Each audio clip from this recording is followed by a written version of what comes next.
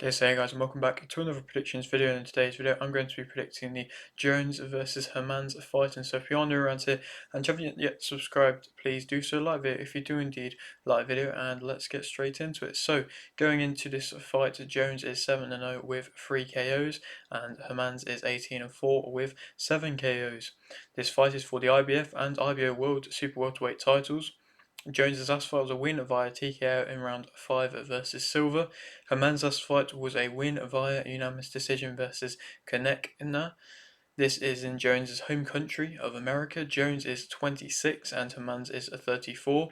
Herman's losses have come versus Marshall in 2022 via KO, Cederus in 2019, Shields in 2018, and Espinoza in 2018. And to speak a bit more about what I'm saying here, obviously this is in my opinion, a good matchup. It's a bit of a underrated fight. I mean, it's overtime boxing, and all that they're doing, it's their arguably, I believe, first world title fight in which they have put on. And it means Jones has the opportunity to become the first world champion for overtime boxing, so that's a big achievement in itself. And she's, alongside all the other fighters in which are with overtime, have had their story told well. And I believe overtime have been very good at telling the stories of their fighters and really kind of putting their fighters in positions where fans are able to know who they are a bit more. And a bit, something a bit different to that of just your traditional promoters. I believe Overtime are a more modern type promotion where they've been doing things which have been different. They've been, under the radar, I suppose, doing it a little bit, but they are building themselves and creating, like I say, something a bit different. They have the overtime round where if it's a draw, it goes to another round. They have the refs all cameraed up and everything. They're kind of very much involved with the new trends and things like that and what fights are around and involved. They're not afraid to talk about other big fights that are going on, like the Mike Tyson vs Jake Paul one. They had a lot of their fighters kind of give their opinions on it and were very up to date with it and using social media a lot of the time. And they even have, from what I believe, their events shown on TikTok Live and Instagram Live. And it's something a bit different. It's something new, and like I say, it's that more modern style of promoting in which all their fighters are relatively quite young fighters. And perhaps some of them are fighters who have had a little bit of success at a high level but have also not had that same success. But most of them are young, and they're all quite confident fighters. They've all got that kind of relatively big ego, I suppose, to an extent. And I suppose that makes it entertaining. It means when one is going to fight the other one, there's going to be a bit of a back and forth. Like I say, it's that entertainment type value. I would say perhaps Jones could be in that kind of back and forth at some point if she found the right opponent, but she's a big name. I mean, it was big for Overtime to get her for a contract, for a deal. I mean, she's an Olympic bronze medalist from that Tokyo Olympics. She's been moving relatively quickly. Like I say, that story has been told of hers. She's confident. This is of course, a major step up for her. But like I say, it's been going well so far. She's been looking dominant so far. She's coming off two back-to-back fifth round stoppages in which they've been against opponents who, that last opponent was a poor opponent. She wasn't really doing too much. She wasn't really throwing too much. And like I say, it was a poor opponent. But like I say, she was able to get her out of them. That's what you want to see for these fighters, especially early on in their career. And now she's gotten this world title shot, which, like I say, is a major step up. It's quite an early step up, but it's interesting to see. And it's against a fighter in Hermans who is uh, the champion. She's kind of that big Belgian boxing name, I suppose, at the moment. Her and Persoon have been the kind of two Belgian women's fighters who have had a bit of success and I suppose have carried Belgian boxing in recent years. I mean, neither of them have been the big names, neither of them have been able to beat the big names, and they've both come unstuck against the better opposition, realistically. I mean, Savannah Marshall and Clarissa Shields, they're big names, and they're losing against them. And against Marshall, she lost via stoppage. And Persoon, the same kind of thing. She was never able to beat Katie Taylor. She's just coming off a fight versus Baumgartner, which did go to a no contest, but you could kind of see the way that Baumgartner was going. But yeah, like I say, it's two Belgian fighters, and Hermans is one of them. She's the one who's having the most success at the moment. She's having the more success at the lower weight division, being that of super welterweight. It's an interesting division at the moment. There's seemingly just vacant belts. I mean, they had Terry Harper before, but she went back down in weight. So then, she went on to, of course, beat Rhiannon Dixon. So she vacated her belt. And then they also had Kozin, who I'm not too sure what's happening with her. She hasn't fought in a few years and has seemingly vacated her belts as well. I'm not entirely sure if she has or not. But like I say, it just kind of means that this super welterweight division isn't really too stacked at the moment. Perhaps it makes it easier for a fighter like Jones to kind of come through and get a title shot.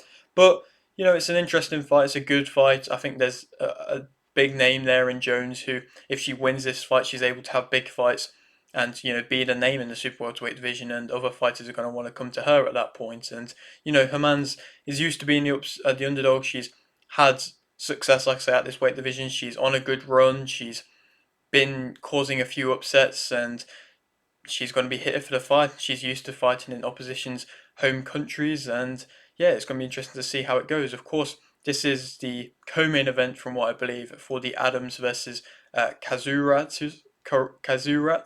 I might be wrong in my pronunciation of that, but that is the main event for the tournament in which they did overtime boxing. Like I say, another different thing, which is creating more entertainment. This tournament format in which they've done. Now we have this final, which is the main event, which again is another thing that I'm looking forward to, and it creates more interest and more hype around the promotion. And so, like I say, it's a great event, and I mean, this fight could have headlined in itself, but yeah, like I say, a great event, and Jones coming in as this younger fighter, Herman's the one with the experience, Jones the one without the experience coming through. It's something that you see quite often in boxing. To speak about them both individually as fighters, though, Jones, she's a come forward type fighter who's typically quite aggressive, and we've seen that in recent performances. That last fight versus Silva, she was definitely aggressive. She was letting out mean combinations, and inevitably that's what she got the stoppage with. But yeah, in general, she is an aggressive fighter who will stand toe to toe with you and has that kind of thing about her where she's going to try and outwill you and be overwhelming in her attacks. She changes levels well. I think she was going to the body nicely against Silva. That's where she was having a lot of her success, and that's inevitably where she got the knockdown against her. She walks you down. I think she follows off a jab well. Or quite often she'll follow with a nice straight off the jab, or something else off the jab, which is nice to see. She's got good, strong combinations. Hermans has good, strong combinations as well, but I think Jones just might have a little bit more oomph in them combinations. She cuts off the ring well. That was something in which I was impressed with her.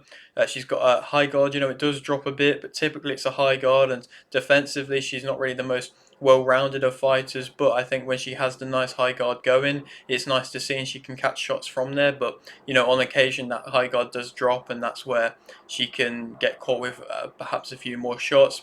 She works her range well, from what I believe. She lets her hands go. She's got good chopping shots, some kind of chopping, looping, overhand shots in which do look like they are punishing, and she can fight at an close or at a mid range.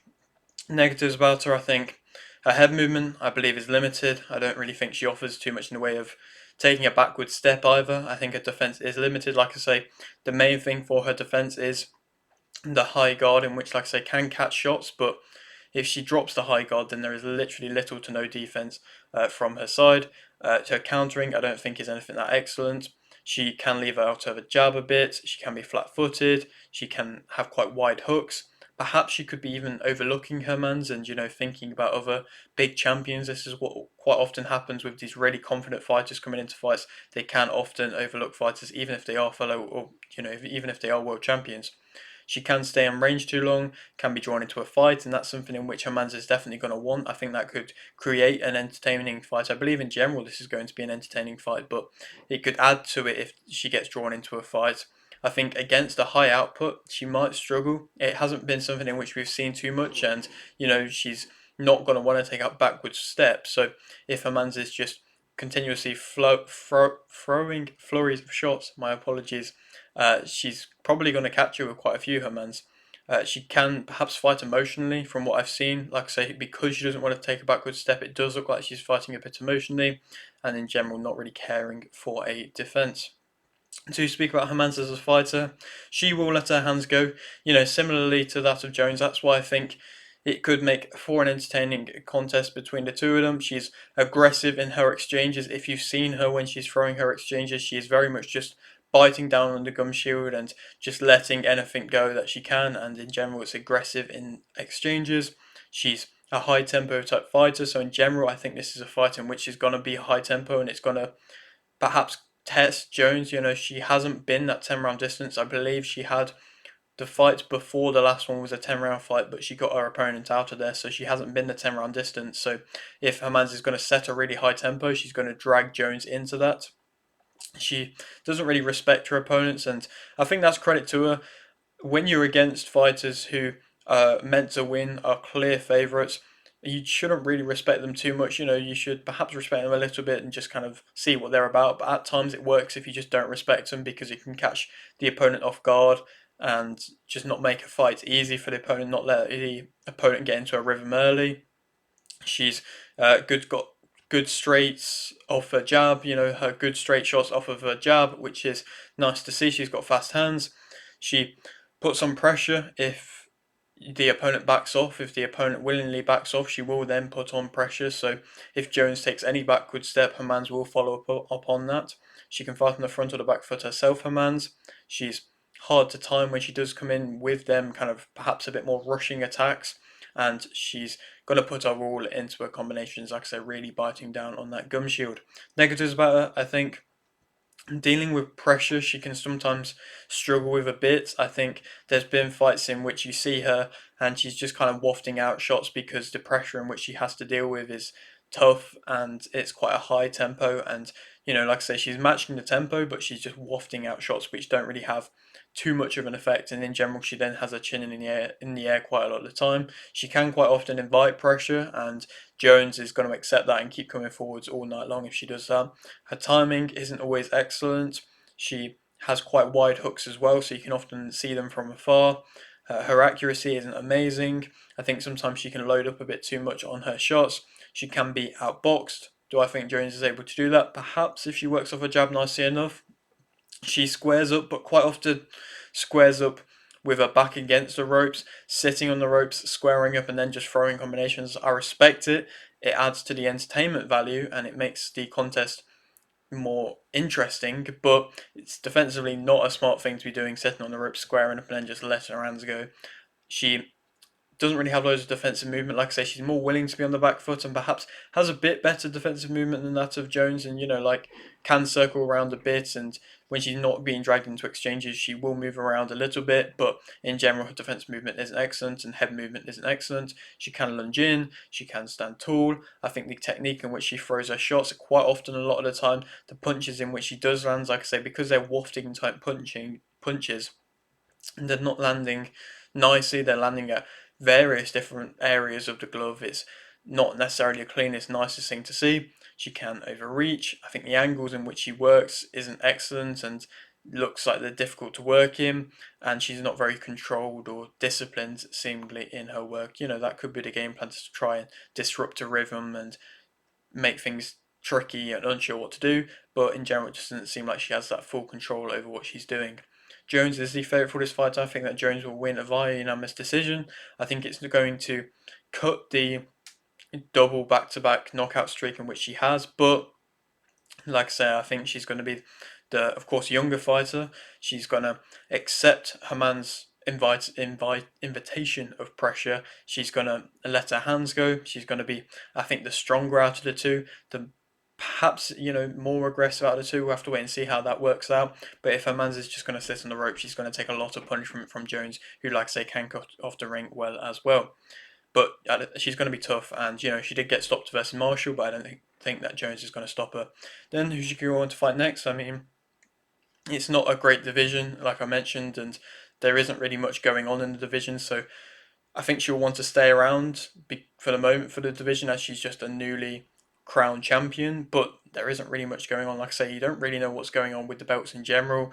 Cornejo is a fight that could happen. She's a seasoned fighter who's fought pretty much all of the top women's fighters around these divisions. So, she's not often gotten the wins against them, but that could be an option. Peterle is a French fighter who's coming off a big win versus I believe undefeated or 12-0-1 or 12.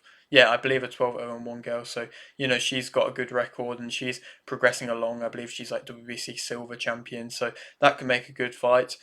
Or Brackhouse, a very seasoned fighter. She's probably the biggest name around the division at the moment. She's coming off the win versus Cornejo, the draw versus Terry Harper, and that's aged well since what we've seen Terry Harper do since. So, like I said, that could be an option there available. A very seasoned fighter who perhaps is getting on a bit of, and might be a relatively easy fight to be made. I don't know, but that could be a good fight to be made. I believe she is WBC interim champion. Yeah, like I said, I don't know who holds a WBC belt, if anybody at the moment. But yeah, that is it for today's video. Hope you did enjoy. Like the video if you did, like this, subscribe if you're new, and thanks for watching.